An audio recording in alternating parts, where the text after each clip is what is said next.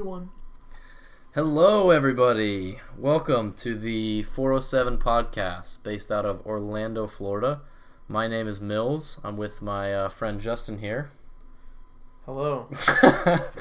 And this is episode 1 of hopefully a long-running podcast. We're going to be talking some Orlando Magic basketball today. We decided to make a podcast because we saw that there is a severely limited amount of Orlando Magic basketball talk on YouTube, and you're not really going to hear about them on ESPN or NBA TV because I guess they're considered a small market team. I don't think Orlando's a really small market, but they don't have any giant stars or flashy players, so you don't really hear about them a lot. You think it would be a big market, but you only Yeah. see us when someone gets With dunked all- on or crossed over. With all the theme parks and everything, you would think so. It's certainly a tourist destination, but not a tourist destination for big-name free agents, that's for sure. So throughout the podcast, we'll recap this last season that the Orlando Magic had, kind of their standing in the off-season, some big moves that went down in the middle of the year, as well as their performance in the bubble, and then we'll kind of end with some draft prospects and what we think they're going to do come tomorrow. So starting off, the major thing from the regular season that the Orlando Magic had was acquiring Markelle Fultz at the deadline for Jonathan Simmons and 2 picks from the Philadelphia 76ers. They traded a first-round pick in this year's draft, actually, and then a second-round pick in last year's draft, which the 76ers used to move up and get Matisse Thybulle. So it's not decided yet, but definitely a good trade for the Magic, something they needed, as the Magic are not known for making good trades. But yeah, what were your thoughts on the Markelle trade? Certainly a shock for a lot of Magic fans. I was a big fan in high school when he played at DeMatha. I thought he was awesome at Washington. Not too much, then he got hurt and his free throw went to whack. So I thought it was a really bad trade at first. And then Jonathan Simmons fell off, did absolutely nothing in Philadelphia. The second-round pick really got nothing. Thibault's going to be all right, but he's going to be a classic second-round pick. I think Markelle Fultz really could be the core future point guard for the Orlando Magic, so good trade overall. I agree wholly. Jonathan Simmons didn't really do much for us. He was a bench player, and Markelle Fultz already unseated DJ Augustine for the starting role not more than 10 games into the season. So definitely so far a win, but yet to see what the 76ers do with that pick tomorrow. So moving on to the season, we went 30-35 before the bubble, but we were on a hot streak of 8-4 in the last 12.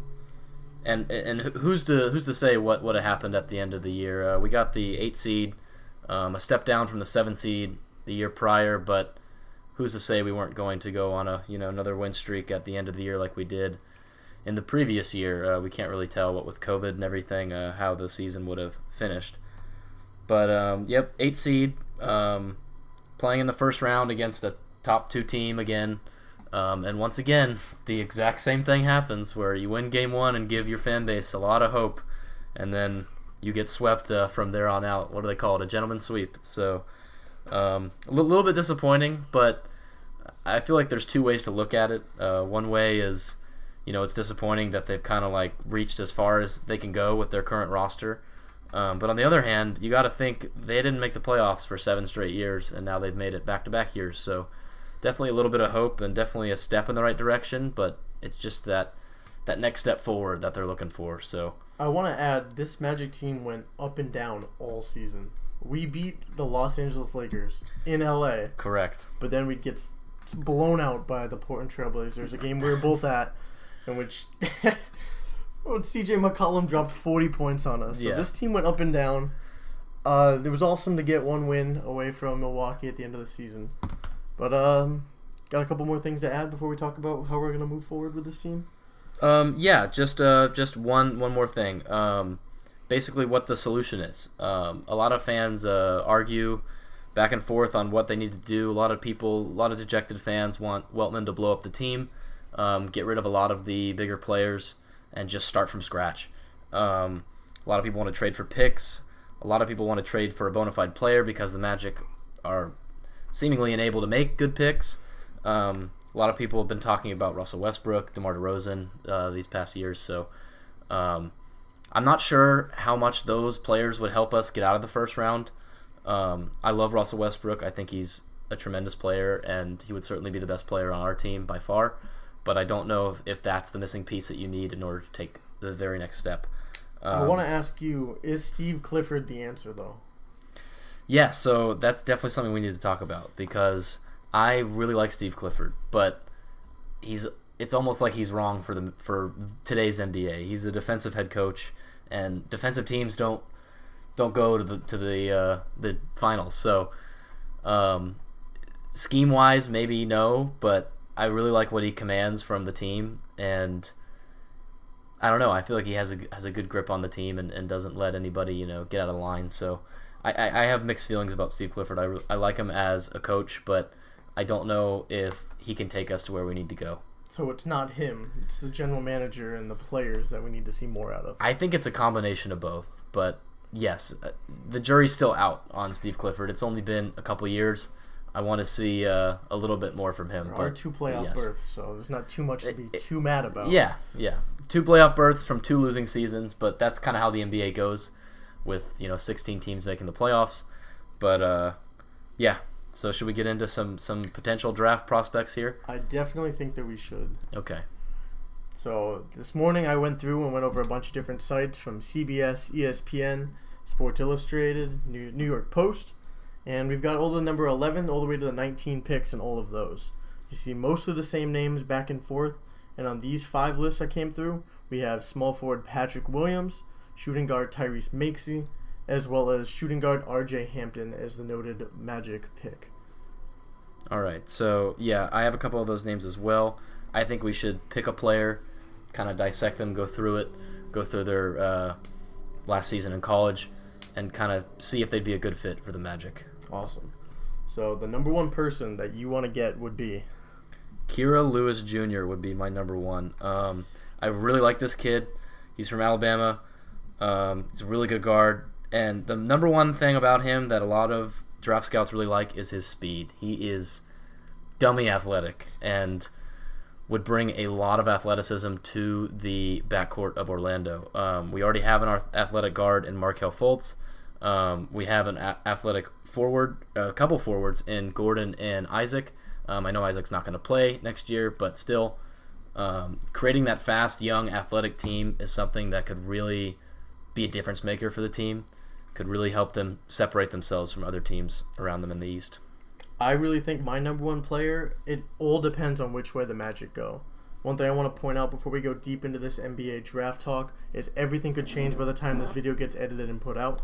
We never know if the Magic are going to be taking a pick, or they're going to be moving up via trade. I mean, I've only been a Magic fan for 2 years now, but I don't think it's very much in the organization to trade big. So we're going to go ahead and pretend that nothing happens, everything's staying the same. We pick 15, who would you like to get?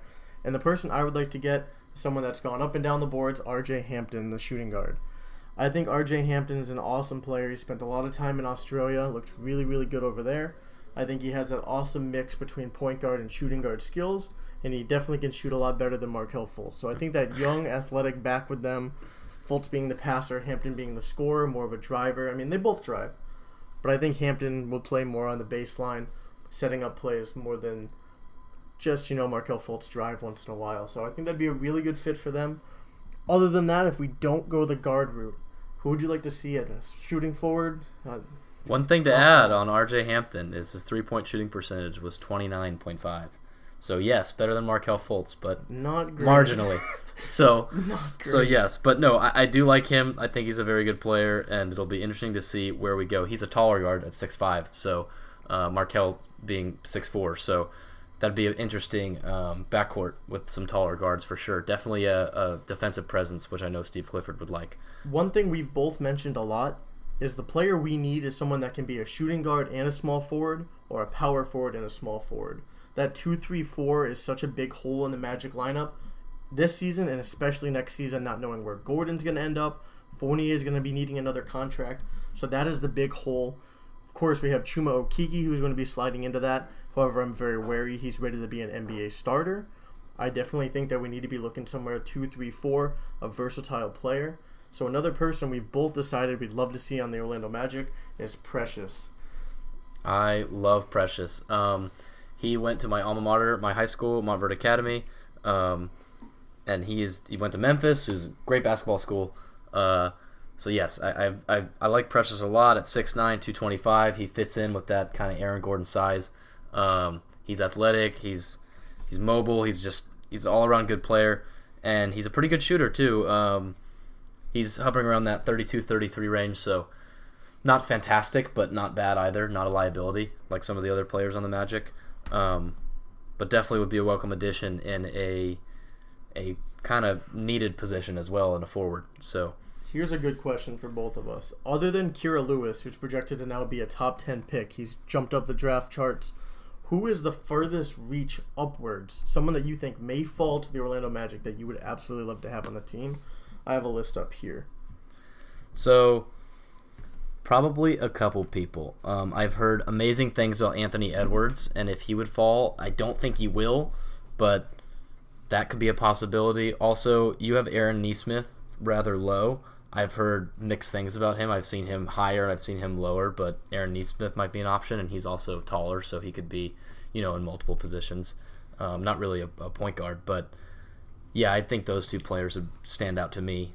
I could see Patrick Williams falling. I've seen drafts with him all the way up to the number 5 pick, then all the way back to the number 20 pick. So Patrick Williams, small forward, 6'7", 215 out of Florida State, could be a high pick, maybe falls. But other than that, another pick that's very, very interesting is Killian Hayes, point guard from France. He's jumped all the way up the draft board. No idea where he'd fit in this draft. Would he fit on the Magic already having a certified point guard? You never know. But now for the last question, who is someone that you would like that is well below our pick? Who would be a reach for you that you'd still be happy with? Interesting. Not necessarily that I'd be I'm totally sold on this player, but Cole Anthony has fallen so far, and I know you have your own opinions about Cole Anthony, but the fact that he at one point in time was considered, a top 3 pick, yep. Maybe even the number 1 overall pick, and to where he is now, if that ability is still there, if that talent's still there, if that potential is still there, that might be an option they want to exercise.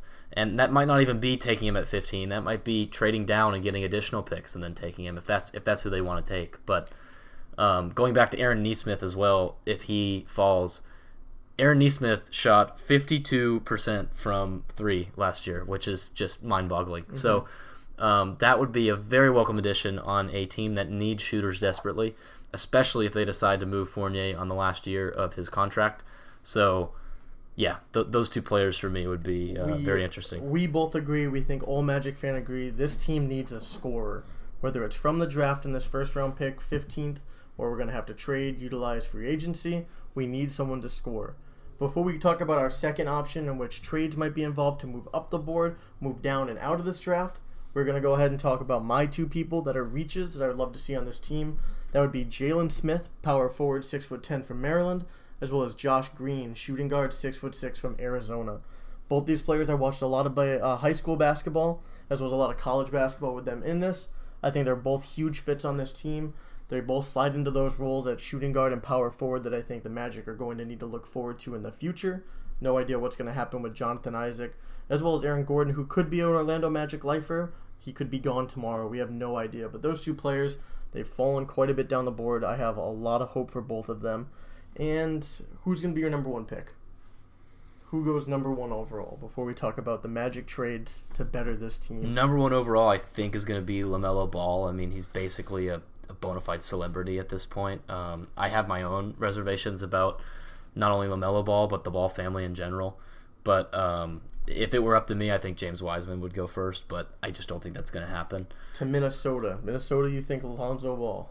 Not Lonzo Ball, LaMelo Ball. Well, no, they're probably going to trade, but that is the number 1 pick in the draft, assumably.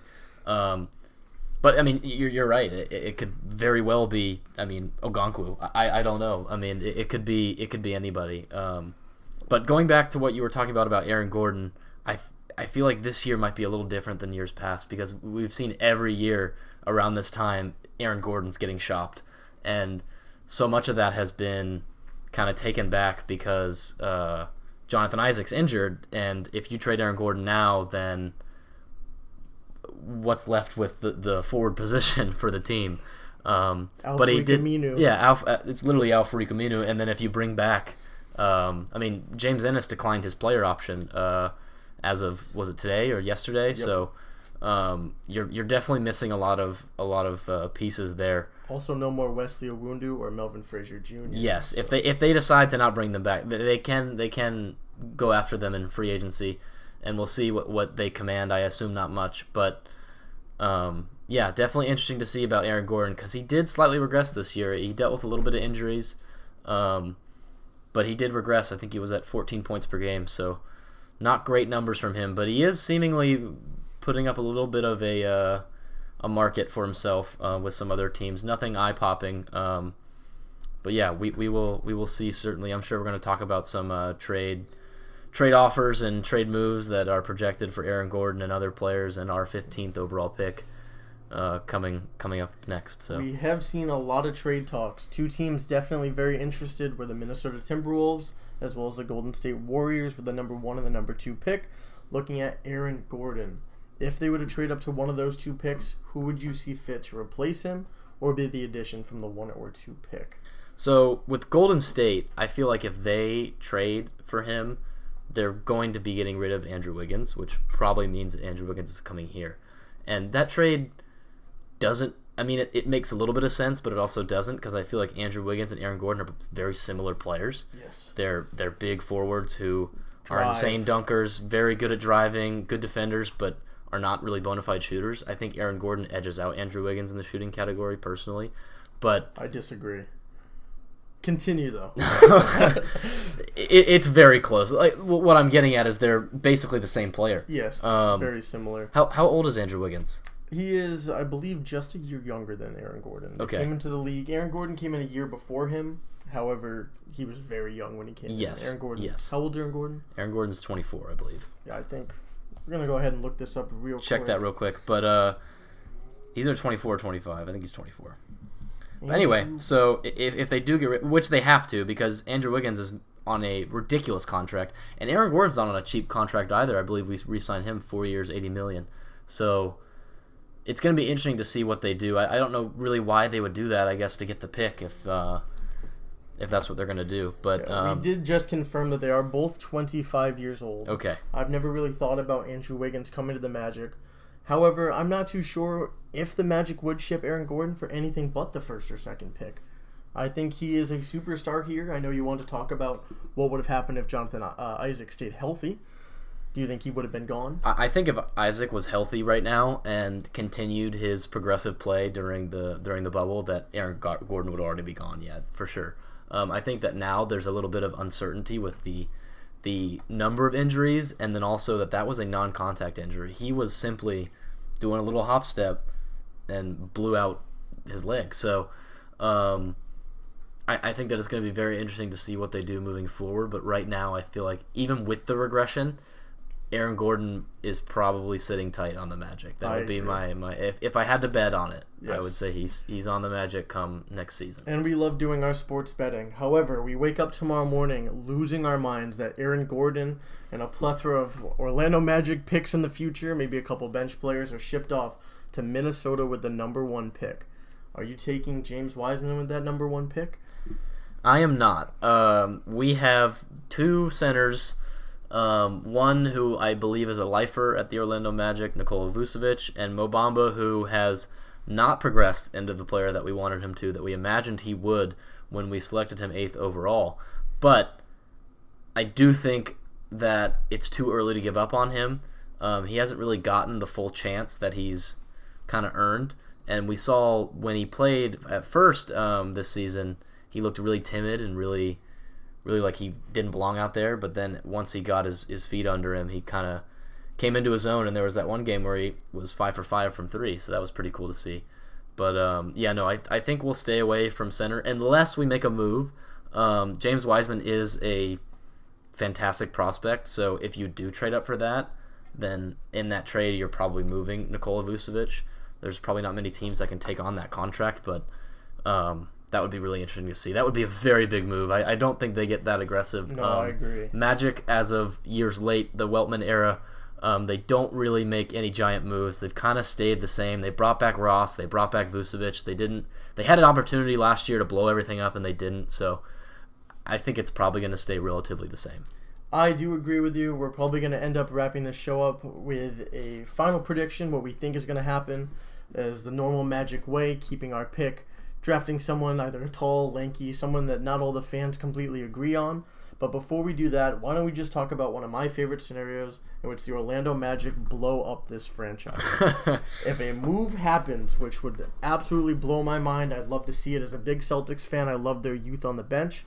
I think that this team could benefit from locking in on a youth core, blowing up this team to motivate that salary cap, as you've told me there's not much salary room on the Magic.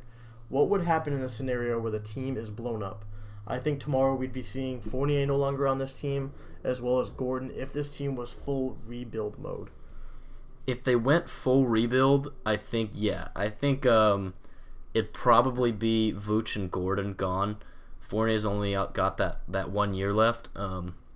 So they probably just let it play out. But yeah, it'd be moving along with the young players, which unfortunately wouldn't be Isaac this year, but it would be Fultz, Okeke, and Bamba.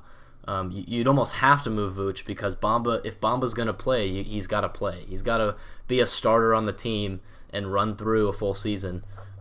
We don't know if he can do that, go through a full season, remaining healthy, but if that's the move, if the move is to blow up the roster, then that's what it would be. It'd be Fultz, Okeke, and Bamba kind of as the young core moving forward.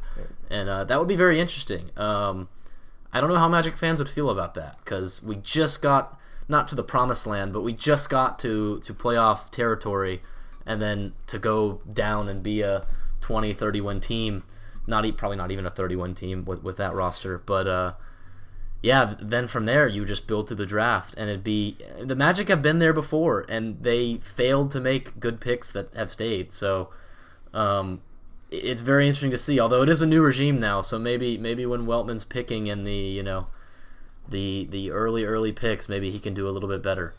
We've definitely talked about it all day. The number one reason we are talking about this blow-up strategy is just how much has been given away for both Chris Paul and Jrue Holiday. I've talked to Mills, and we've all agreed that there is nobody on this team that's untouchable for 3 first-round picks in the next coming years. No, not at all. That was a very big move, and I saw a lot of Magic fans on Bleacher Report clamoring to sell Vucevic for the entire world. If that's what you can get for Jrue Holiday, then get rid of everything. And they got Bojan Bogdanovic did too, didn't they? They did, yes. Yeah, the Bucks are going to be a very good starting lineup. Yeah.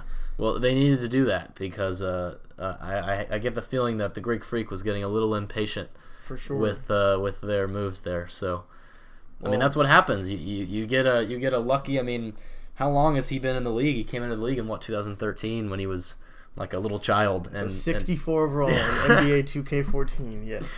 So yeah, I mean, it's interesting to see what they're gonna do with that. Interesting to see what the Magic are going to do. They have so many options available to them. Probably most likely is the boring answer. They keep everybody and they trade a good, not great player at 15, and we kind of see what happens. We still have, the crazy thing is we still haven't even seen Okeke play. Like, not only did he get relegated to the G League, but he didn't even play in the G League because of his injury. So we really need to see him play to see if like their most recent pick was actually a good pick or not. It's just going to be crazy to see. They have so many options. I definitely think Okeke is going to be a major part of this team. I'd love to see the way he plays with Aaron Gordon.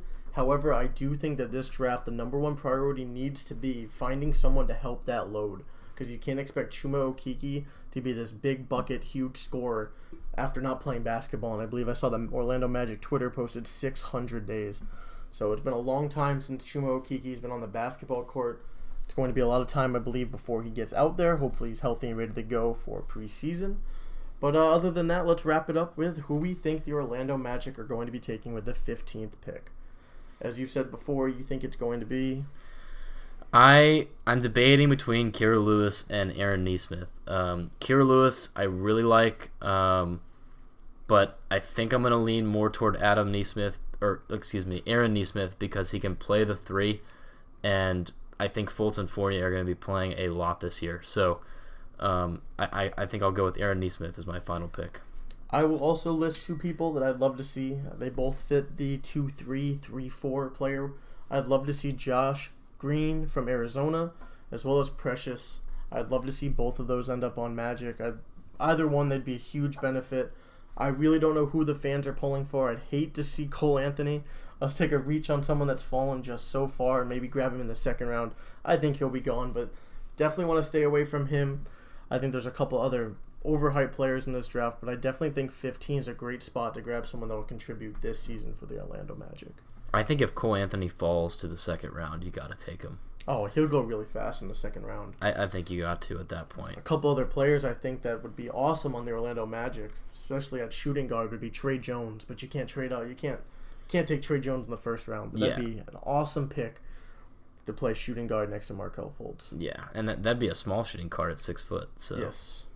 But Fultz can also, they can move, as long as you have a shooter in the 1. This is something that we were talking about earlier. As long as you have a bona fide shooter at the 1, then you can play Fultz to the 2. He's big enough. He can defend 2s. He can still slash, and he can work the ball around, and he can kind of pass and play make from the 2. But if you don't have a shooter at the 1, then Fultz can't play the 2, because then who's shooting the 3s for your team? I agree. I think, so to end up this first episode we have of the 407 podcast, I think we'll be back either tomorrow or the next day to recap what the Orlando Magic ended up doing, as well as an episode probably next week once free agency opens, as the Orlando Magic right now only have 9 players signed to this team, not including Jonathan Isaac, who was injured. So just to wrap it up, we want to thank you guys for listening today.